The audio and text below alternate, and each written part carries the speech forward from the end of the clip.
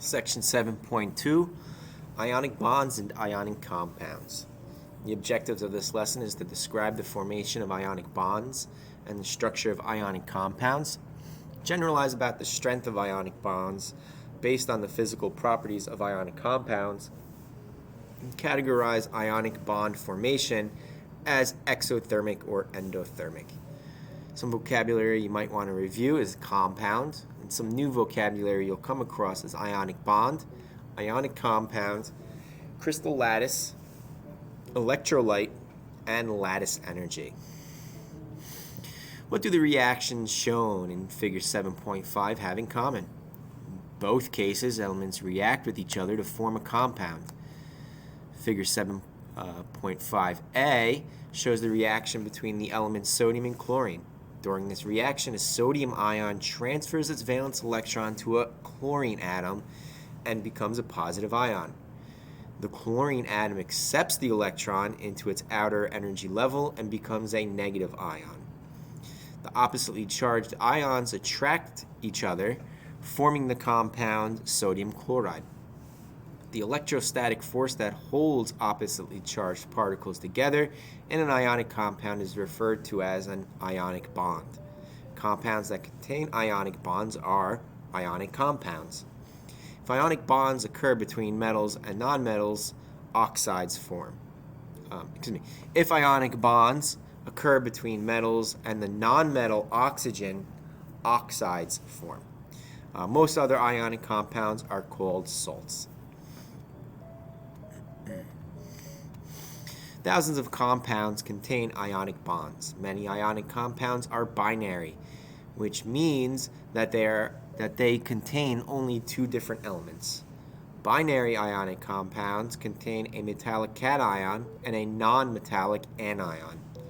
Sodium chloride, NaCl, is a binary compound because it contains two different elements, sodium and chlorine.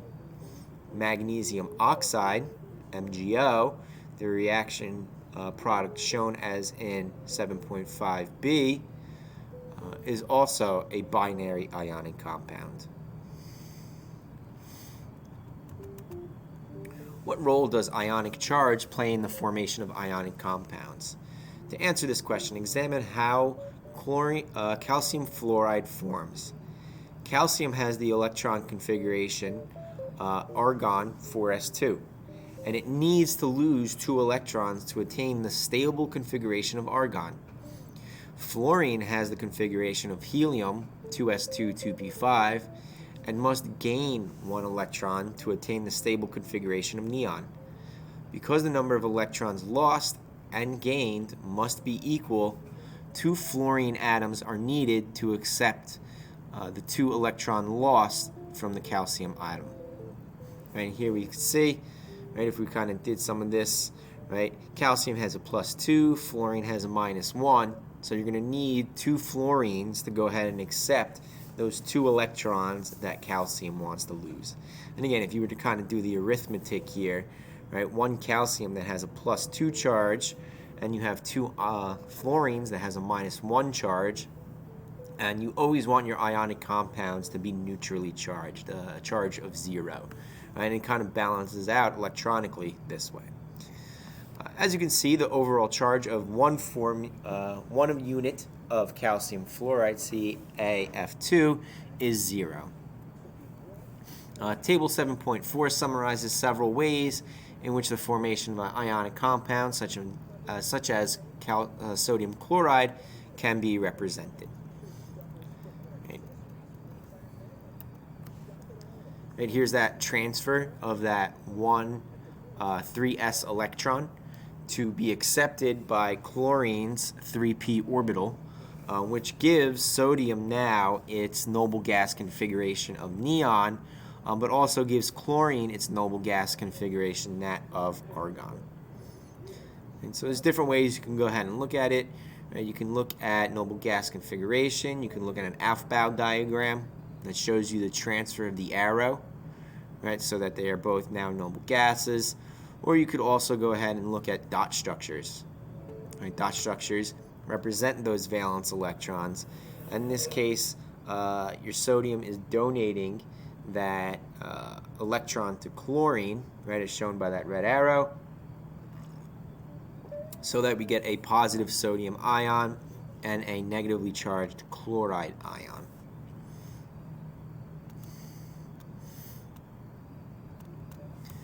Next, consider aluminum oxide, the whitish coating that forms on aluminum chairs. To acquire a noble gas configuration, each aluminum atom loses 3 electrons and each oxygen atom gains 2 electrons. Thus, 3 oxygen atoms are needed to accept the 6 electrons lost by 2 aluminum atoms, so that we get this neutral compound of aluminum oxide, or Al2O3. You could also kind of look at it like this, right? Aluminum had a +3 charge, right? And oxygen has a -2 charge, right? If you kind of just swap the superscripts of those charges to be subscripts on the adjacent atom, right, it also balances out that way too.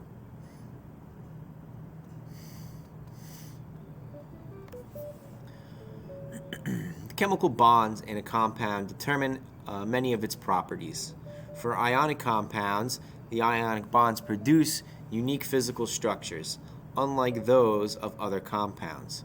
The physical structure of ionic compounds also contribute to their physical properties. These physical properties have been used in many applications, such as that discussed in 7.6. I can let you guys read that on your own.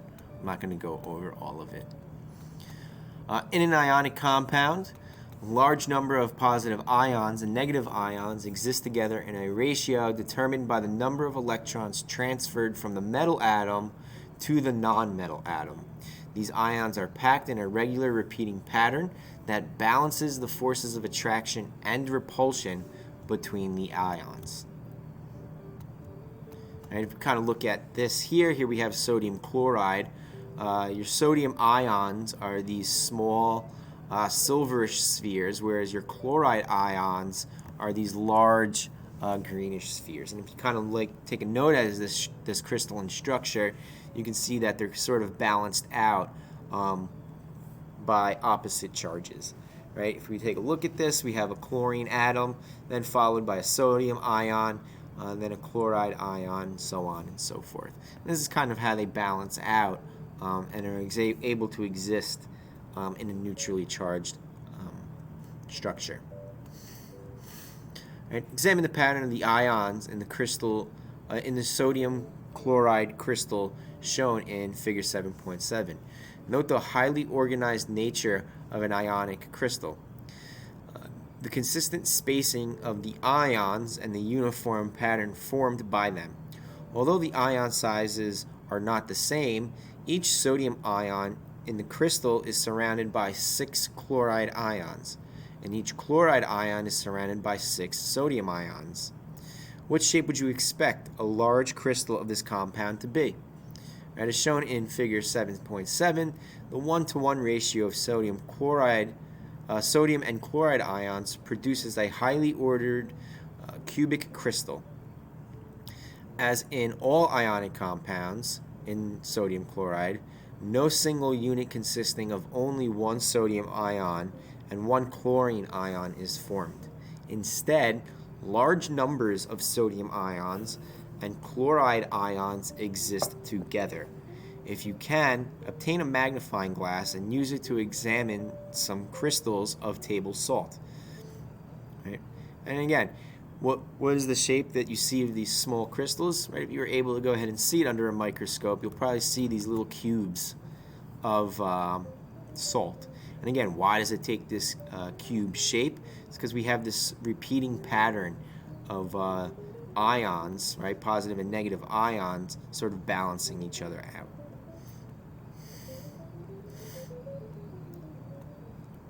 The strong attraction among the positive ions and the negative ions in an ionic compound result in the formation of a crystal lattice. A crystal lattice is a three-dimensional geometric arrangement of particles. In a crystal lattice, each positive ion is surrounded by negative ions, and each negative ion is surrounded by positive ions. Ionic crystals vary in shape due to the sizes and relative numbers of the ions bonded, as shown in the minerals 7.8. Right? Again, not all of them take on that cube shape. Depending on how these all balance out, you can get some really unique shapes here, right? So here you probably have some that take on this sort of columnar shape. Barite takes on this pretty unique looking shape. And again, beryl also takes on these unique shapes as well. Kind of looks hexagonal columnar. And again, each of these have different amounts of atoms creating different amounts of ions.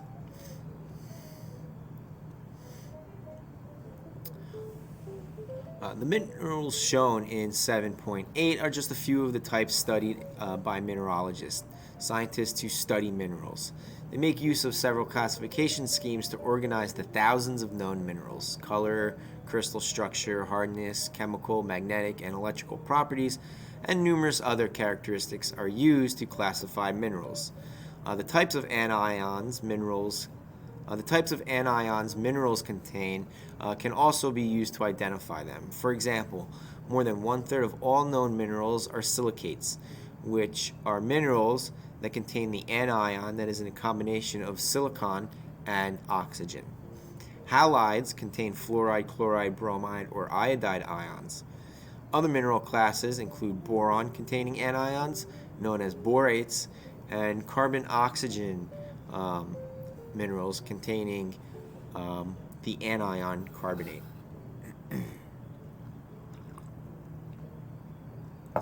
Melting point, boiling point, and hardness are physical properties of matter that depend on how strongly the particles that make up the matter are attracted to one another. Another property, the ability of a material to conduct electricity, depends on the availability of freely moving charged particles. Ions are charged particles, so whether they are free to move determines whether an ionic compound conducts electricity. In the solid state, the ions in an ionic compound are locked into fixed positions by strong attractive forces. As a result, ionic solids do not conduct electricity. Right, that's important to just know that ionic solids do not conduct electricity. The situation changes dramatically, however, when an ionic solid melts to become a liquid or dissolved in solution. The ions previously locked in position are now free to move and conduct an electrical current. Both ionic compounds in solution and in liquid state are excellent conductors of electricity. An ionic compound whose aqueous solution conducts an electrical current is called an electrolyte. You will learn more about electrolytes in chapter 14. Because ionic compounds are relatively strong, ionic crystals require a large amount of energy to be broken apart. Thus, ionic crystals have high melting points and high boiling points. Many crystals, including gemstones, have brilliant colors. These colors are due to the presence of transition metals in the crystal lattices. Ionic crystals are also hard, rigid, brittle solids due to the strong attractive forces that hold the ions in place. When an external force is applied to the crystal, a force strong enough to overcome the attractive forces holding the ions in position within the crystal cracks or breaks apart, as shown in figure 7.4. Right, the crystal breaks apart because the applied force repositions the like-charged particles next to each other, resulting in the repulsive force breaking these crystals apart. Right, so here you have some sort of ionic compound, right, and it has that repeating pattern of cations and anions. Right, so now what you're going to go ahead and do is you're going to go ahead and apply some sort of force. Right, here we have a hammer, and we're going to take that hammer and we're going to go ahead and smack it down on that ionic crystal. And what happens is now you got these positive cations next to these negative anions. Right, and what that happens is that you have this sort of repulsive force and then crack. Right, you have a splitting of these ionic compounds.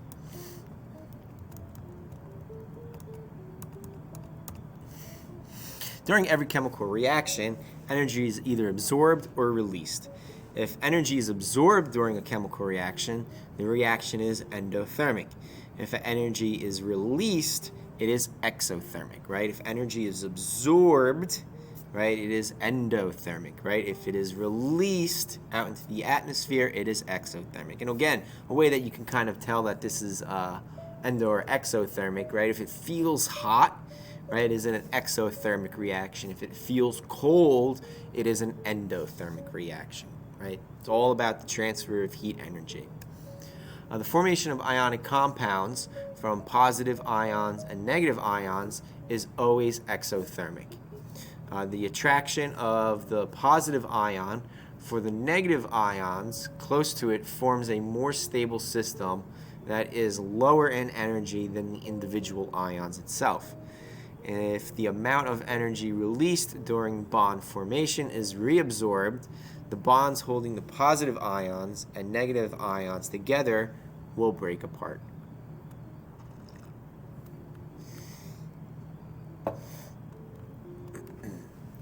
Because the ions in an ionic compound are arranged in a crystal lattice, the energy required to separate 1 mole of ions of an ionic compound is referred to as the lattice energy.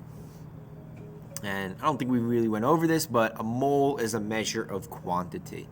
In this case, right, 1 mole is equal to 6.02 times 10 to the 23rd whatevers, right? If we wanted to go ahead and talk about a mole of sodium ions, 1 mole of sodium ions would contain 6.02 times 10 to the 23rd sodium ions. So the strength of the force holding ions in place is reflected by the lattice energy. The greater the lattice energy, the stronger the force of attraction. Lattice energy is directly related to the size of the ions bonded. Smaller ions form compounds with more closely spaced ionic charges. Because the electrostatic forces of attraction between opposite charges increases as the distance between the charges decreases, smaller ions produce stronger interionic reactions and greater lattice energy. For example, the lattice energy of a lithium compound is greater than that of a potassium compound containing the same anions because the lithium ion is smaller than the potassium ion.